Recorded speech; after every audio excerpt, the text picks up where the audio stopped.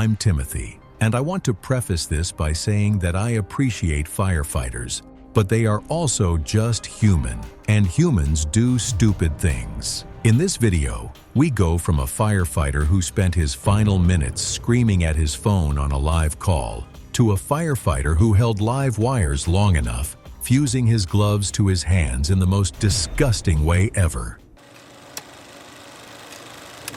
It was October 11th, 2014, east of Malaga, Spain. The fire was almost out, but something else was just beginning. A slow, mechanical slide toward a concrete barrier. Do you believe a man can be killed by his own exhaustion, or just by what he lets himself ignore? Ivan Llorente was 38 years old, a municipal firefighter with 11 years on rural apparatus. He was built for the job physically, but he carried his personal life like a weight strapped to his chest that he refused to set down. His marriage had dissolved 2 years prior into a cold, grinding legal dispute over their 2 children, a boy of 9 and a girl of 6. His ex-wife had a new attorney. The custody arrangement, already fragile, was cracking again. You have to understand that, although a private matter, people around him knew about it. His crew knew when she had called. His voice changed register, his jaw set differently, and whatever task he was in the middle of became secondary in a way that everyone noticed and nobody said out loud. That evening, his unit was dispatched to a small brush fire along a vineyard access road. Ivan had been the driver-operator of the department's older manual transmission pumper, a vehicle pushing close to 40,000 pounds loaded. The crew was already on scene and partially deployed when Ivan received the call. Witnesses would later say that he was answering his phone mid-operation,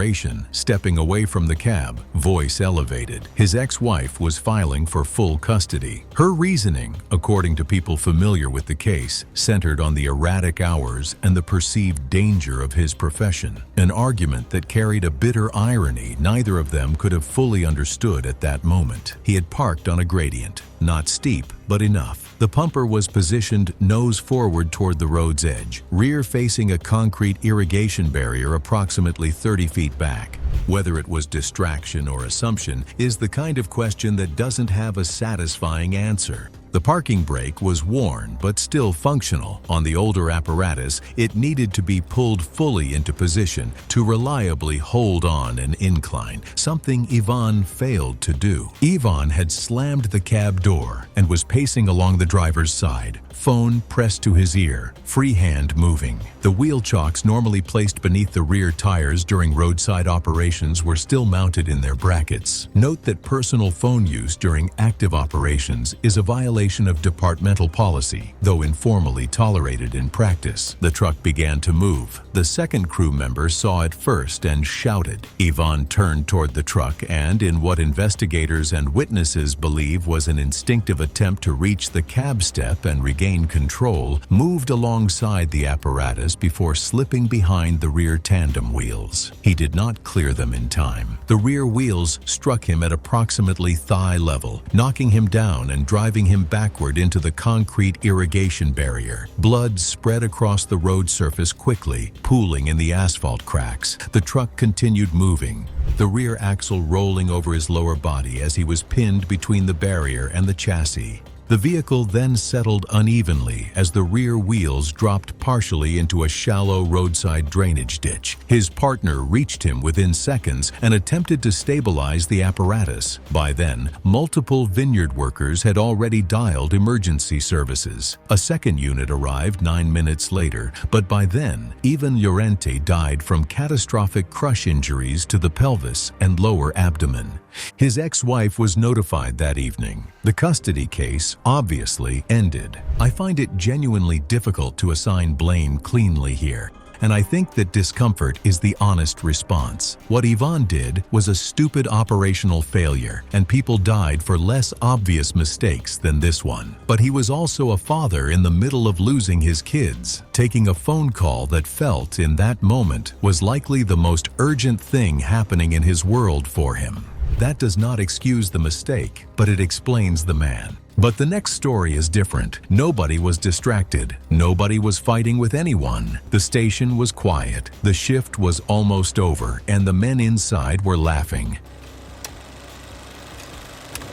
It was February 2nd, 2016, in Łódź, Poland, just before the coldest hour of a winter night that had already claimed 2 minor traffic accidents and 1 hypothermia call before midnight. And in a local fire station, something was already set in motion inside that building that no alarm could have preceded, because the danger wasn't coming from outside. Marek Dybka was 31. He had been with the department for 6 years, long enough to know the rhythms of the house, short enough to still find the pranks entertaining. His colleagues described him as reliable on a call, loose everywhere else. He was saving to move out of his parents' flat. He had a girlfriend he talked about constantly. He had plans to qualify for a technical rescue certification that spring. They said that he was the kind of person who showed up, worked hard, and filled the dead hours with noise because silence didn't suit him. The silicone lubricant had been applied to the brass pole sometime around 1 a.m. by Marek and 2 colleagues working the same overnight shift. A probationary firefighter was scheduled for early morning cleaning duties, and the pole was the centerpiece of the joke. The idea being he'd grab it, slide wrong, and look foolish in front of whoever was watching. You know it was the kind of prank with a long institutional history at stations like that one. They applied it thoroughly, laughed about it, and moved on to other things. Nobody wrote it down anywhere. Nobody flagged it for the morning crew. The shift was busy with equipment checks and downtime tasks, and the joke simply got folded into the background of routine station noise. By 4:40 a.m., the tones dropped for a working apartment fire 2 miles away. The interior security camera showed the crew moving within seconds, the trained automatic mobilization that comes from years of repetition. Marek was moving fast, already in partial gear, already committed to the pole before any conscious calculation could have interrupted him. He had descended that pole hundreds of times. His hands knew what to do, even if the conditions no longer matched expectations. Well, remember the prank he literally set up himself, like shooting a gun in his own mouth? Marek's gloved hands contacted the pole at speed and found almost no usable grip. The silicone offered far less resistance than expected, and his gloves slid on the brass like wet glass. Midway down the 11-foot drop, both arms lost contact, and his body rotated outward. I don't think he had any idea what was happening. I don't think there was time for that. Marek's head struck the beveled concrete edge of the bay floor, opening at the base of the pole. The older station house had no modern safety matting around the landing area, only exposed concrete worn smooth from decades of use. His body continued forward momentum, forcing a violent hyperflexion of his neck as his shoulders folded over his head. He landed on the back of his skull and upper neck, the impact driving a catastrophic high cervical spinal injury consistent with a fracture dislocation and spinal cord transection at the upper cervical level. Blood spread from beneath his head within seconds. A senior firefighter on the floor called dispatch from the station radio, while a second member moved to stabilize Marek's head without moving the spine. Nobody knew what to say beyond the address. Ambulance crews arrived in 6 minutes from the nearby hospital district station. Marek had no meaningful neurological response on arrival. Brain death was determined later that day following neurological testing and clinical confirmation of irreversible loss of brain function. Life support was withdrawn 4 days later by family consent. The probationary firefighter transferred to another station before the calendar year ended. No formal disciplinary charges were filed against the surviving crew members who had applied the lubricant. A decision that, depending on who you ask, reflected either departmental loyalty or institutional failure. The pole was replaced. A policy memo circulated. The station kept running calls. Now, Marek's story was about forgetting. This next one is about choosing. It was July 18, 2017, in Brno, Czech Republic. The call came in at 11:42 p.m., and by the time the trucks cleared the bay, something had already been decided. Not by fire, not by the building, but by one man's need to win an argument that no one else in the crew was actually having. Radek Pecha was 26 years old and had served 4 years with his municipal fire crew in Brno's Eastern District. He was regarded as technically capable, physically strong, and aggressively competitive in a way that his supervisors had noted in annual evaluations with careful diplomatic language. In the weeks before July 18th, a faster response time logged by another crew member had become a persistent source of friction. Radek had made a bet, equivalent to $500 and what he called permanent bragging rights, that he would be first through the door on the next working fire. The structure was a residential property that had been illegally subdivided into 6 units without permit review or code inspection. Neighbors had called in the fire at 11:38 p.m., reporting visible flame from a rear window and adding that several windows along the back of the building had iron security bars across them. That detail, bars on the rear windows, was the reason the lieutenant ordered a full 360-degree exterior walk-around before any interior attack. Now, this was the standard procedure. It was correct. But Radek had already lifted his facepiece and was moving toward the front entrance before the order finished leaving the lieutenant's mouth and before a backup team was in position to physically intercept him.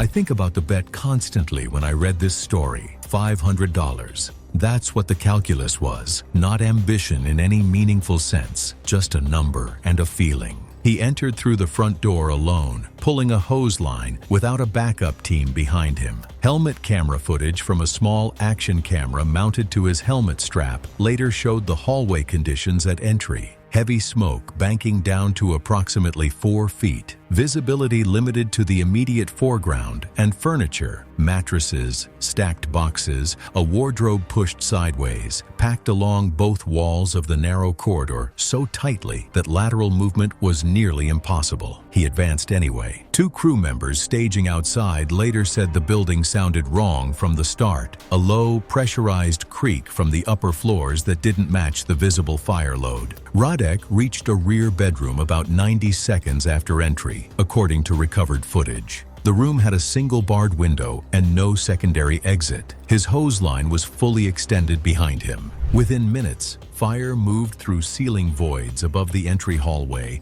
based on radio and timestamp reconstruction. The hallway gave very little warning before conditions changed. His radio traffic from 11:51 p.m. onward became fragmented and largely unintelligible. At 11:58 p.m., the crew advancing with backup lines and thermal imaging encountered a partial collapse in the central hallway as a load-bearing partition failed, dropping burning debris across the passage. They forced through and reached him at 12 a.m., 9 minutes after his last coherent transmission. I don't use the word stupid lightly, but Radek walked past a direct order and into a building alone because he needed to win a bet. That's not bravery, that's ego-wearing gear. They found him beneath a metal bed frame in the rear bedroom. He was curled on his side. The thermal damage to his body was extensive, deformed, softened, and partially fused components of his facepiece were adhered to the tissue around his jaw and cheek area. He was transported immediately. He died en route. The coroner's findings described the cause of death as severe thermal injury consistent with prolonged exposure to high-temperature combustion gases, with secondary evidence of hypoxia and carbon monoxide poisoning from smoke inhalation. His funeral was held 5 days later. I've read enough of these to know that pride doesn't feel like pride in the moment.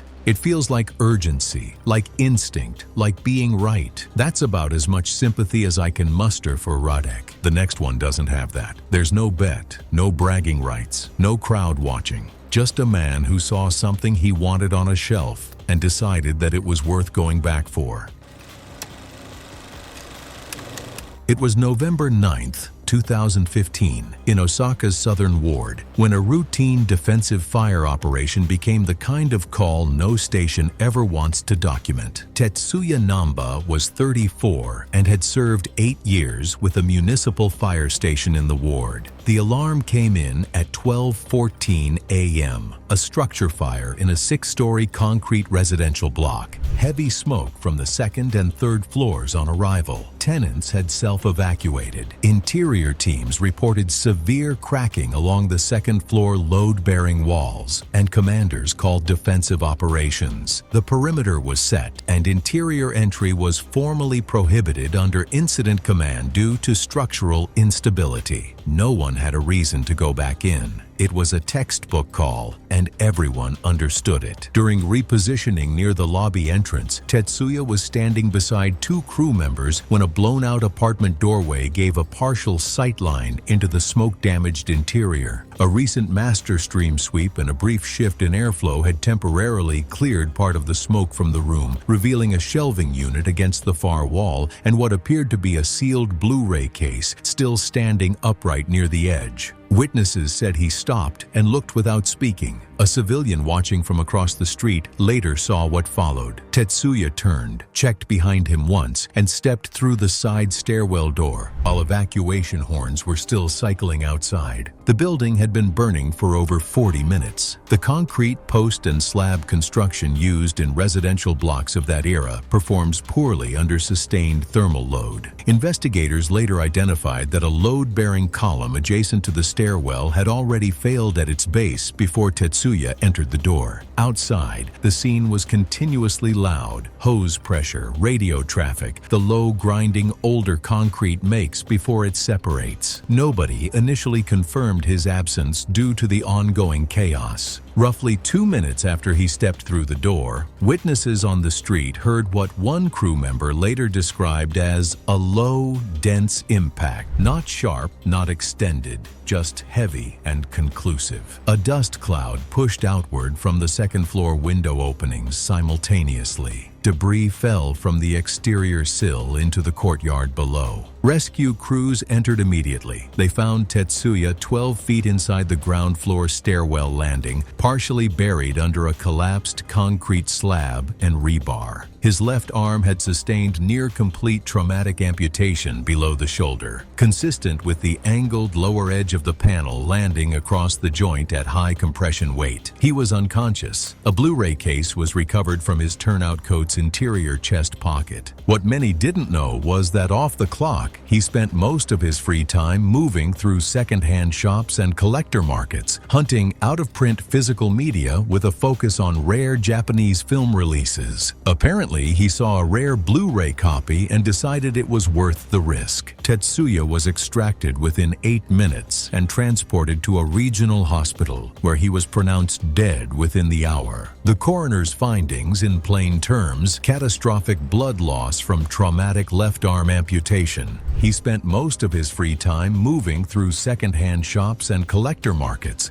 No evidence of burn injury. The fire did not kill him. His station held a private service 11 days later. His disc collection was donated to a regional film preservation organization at his family's request. Some things are just not worth it. Not a disc, not a keepsake, not anything replaceable or archivable. Tetsuya had spent 8 years operating on the principle that no object justifies re-entering a compromised structure. He had probably said it to younger crew members out loud more than once. It didn't hold when the moment arrived. And if Tetsuya died clutching a plastic disc, our next firefighter would trade his life for a smile from strangers.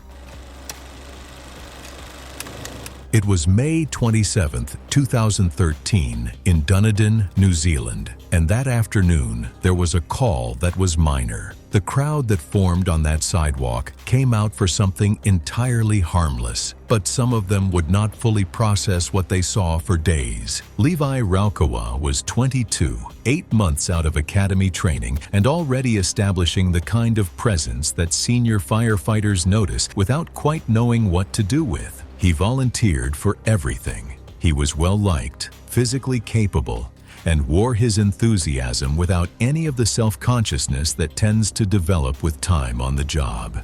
Now, as trivial as it may seem, I have to include this detail. Earlier that same shift, a passing car of women had called out to the crew from the road. The senior men ignored it. Levi talked about it for hours. The call came in as a routine neighborhood complaint, a cat stranded on the second-floor ledge of a boarding house. When the crew arrived, that same group of women had walked over from a nearby shop and were standing among residents already filming casually on the sidewalk. Witnesses confirmed they recognized Levi and started calling out again.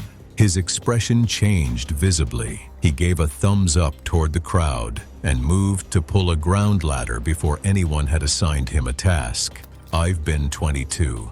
I knew what Levi likely felt at that moment. He positioned the ladder independently against the exterior wall. The base landed on a decorative gravel strip alongside a low concrete retaining wall, loose, uneven ground that ladder placement training explicitly covers. He did not have the ladder footed or stabilized by a partner. He picked up a cat carrier in his free arm, like a church boy carrying a stack of chairs in one hand, showing off. Witnesses said that he began the climb already looking sideways toward the sidewalk, rather than at the rungs above him. The gravel offered no visible indication of what was coming. The cat sat motionless on the ledge above. Someone laughed, and one of the girls apparently said something encouraging. Levi was roughly 10 feet off the ground when the base shifted. It moved laterally, slowly, 1 inch, then 2, scraping across the gravel. Multiple witnesses saw the ladder's right foot losing purchase in a single continuous slide. No jolt, no corrective moment.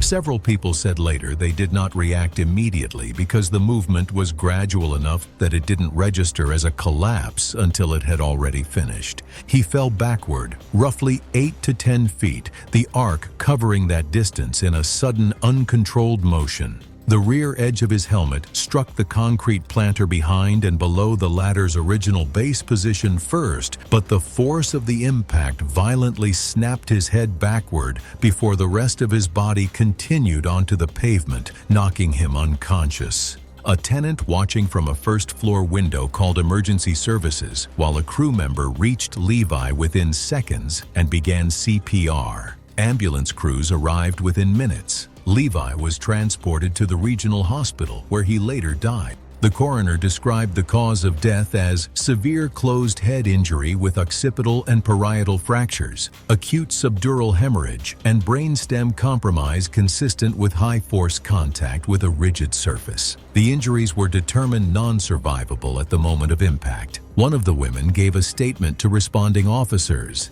She said he had been smiling at them the whole time, and she had assumed he knew what he was doing. The ugliest truth is that he was trained to know better, but he was never trained to survive wanting to be seen. He died because a smile from a stranger mattered more than a ladder's footing. And I hope every young firefighter who hears this story lets that gut them the way it guts me. Levi's was a tragedy of ego in real time. But the quieter killer is the bad habit passed from one generation to the next.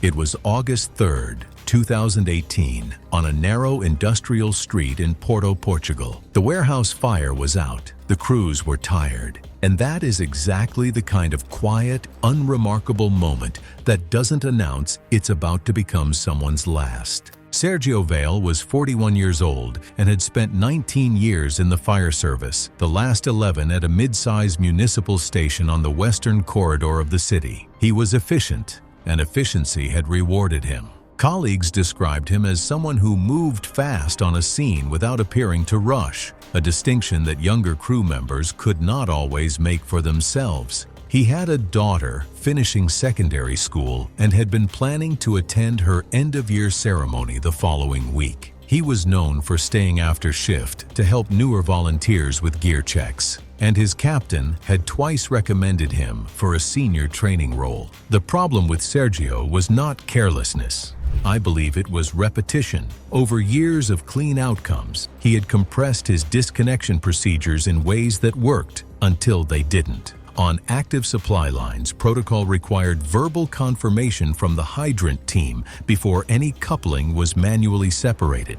Sergio had shortened that step to a visual check, then eventually to an assumption. Younger crew members who trained alongside him absorbed the habit without the context behind it. They saw the outcome, not the risk. That is how shortcuts travel, not through instruction, but through observation. The morning had started before sunrise. By 6:40 a.m., the warehouse structure had been brought under control after roughly 3 hours of active suppression. One crew member, positioned near the main supply coupling at street level, said aloud that the line was probably dead, despite having zero corresponding confirmation from the hydrant end. A second crew member had already reached for the coupling by the time the words finished. Sergio was standing approximately 6 feet away, watching. The coupling separated while pressure still remained in the supply line. The metal end moved as the system suddenly released tension, and the hose reacted violently. Investigators later described the motion as a rapid hose whip event, where the line and coupling snapped into an uncontrolled lateral arc under pressure release dynamics. It crossed the 6 feet between the coupling and where Sergio was standing in a fraction of a second. He was upright, and then he was not. 2 officers from a local policing unit who had been managing the street perimeter described the sound as a single hard crack, followed immediately by a second impact when Sergio's body contacted the curb behind him. His turnout coat, a heavy structural garment, had torn along the front closure on one side. One of the officers said he thought initially that something had struck the pavement. The second officer said he understood immediately. Both ran toward Sergio. He was on his back across the curb, partially doubled over it, and vomited blood onto the pavement within the first 30 seconds. Advanced medical responders arrived in 8 minutes, but Sergio lost consciousness during transport. He died at the regional hospital shortly after arrival. The coroner described rupture of the liver consistent with a high-force blunt impact to the upper abdomen, along with fractures to multiple lower ribs on the right side and internal hemorrhage that progressed too rapidly for surgical intervention to arrest. The volunteer who had reached for the coupling was not charged. Sergio's daughter attended her ceremony the following week without him. Bad habits do not kill people every time they are repeated. I think that is the problem. The times they don't become the evidence people use to keep doing them. And the one time they do is the only one that doesn't get a second chance. Our last story features just a single man, a single bet, and a single moment where nobody in the room said the one thing that might have actually mattered. It was January 6, 2018, in Belfast, Northern Ireland, inside a fire station. The work order had been sitting in the system for 2 weeks. The contractor wasn't coming until next week. 7 days is a long time for a flickering light in a building full of people who fix things for a living. Ciaran Moffat was 29 and had worked at the station for 6 years. He was not a trained electrician, had never claimed to be on paper, but he had built a reputation among his crew for getting things done without waiting. Over 2 years, he had patched plumbing, rehung a bay door, and reworked simple electrical fixtures. Each job completed faster than the last and retold with enough detail that nobody thought to question the credentials behind them. He was well liked. That day, someone made an offhand comment about the fixture. Ciaran said he could replace the ballast in under 2 minutes. Another firefighter put up 20 pounds. 3 others drifted in from the apparatus bay. The ladder was already nearby. He dragged a metal step ladder directly beneath the fixture. The hallway was roughly 8 feet wide, concrete floor, painted cinder block walls, overhead fluorescence running its length. He walked to the breaker panel at the far end and shut one off. He did not use a voltage tester. Witnesses later noted he relied on a quick visual confirmation of the lights going out in adjacent fixtures rather than verification. CCTV footage recovered later showed him returning to the ladder and beginning work on the fixture housing within 40 seconds of the bet being made. The fixture was a dual-tube unit, mounted flush to the ceiling. Replacing the ballast requires disconnecting wiring inside the housing. Routine enough that online tutorials make it look simple. What those tutorials specify and what Ciaran skipped was confirming the correct circuit was dead before touching anything. The breaker he had shut off controlled the apparatus bay lighting,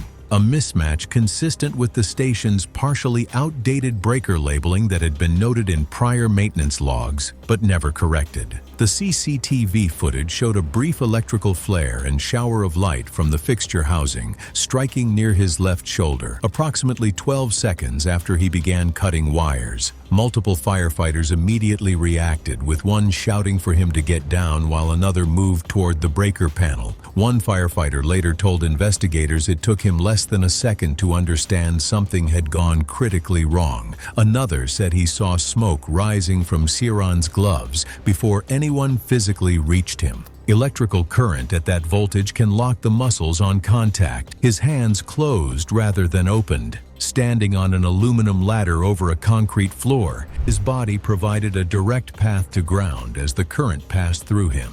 He remained against the fixture for between 4 and 7 seconds, investigators estimated from the footage, before the power was finally cut. The smell came quickly. Burnt insulation first, then something else that the responding crew said stayed in the hallway for hours. A senior officer reached the breaker panel and killed building power. Ciaran came off the ladder when the current broke. His shirt and the upper portion of his jacket had partially fused to the skin of his chest and neck. A co-worker began CPR on the hallway floor immediately while waiting for paramedics, but he went into cardiac arrest twice before reaching the hospital. He died that evening. The funeral was held the following week. The work order for the ballast was completed by a licensed electrician the same day he died. Imagine that you spent years building a reputation for getting things done, and then threw it all away to save a contractor a week's work and win a 20-pound bet. The worst part isn't that Ciaran died, it's that everyone who loved him now has to live knowing your confidence was never the same thing as competence.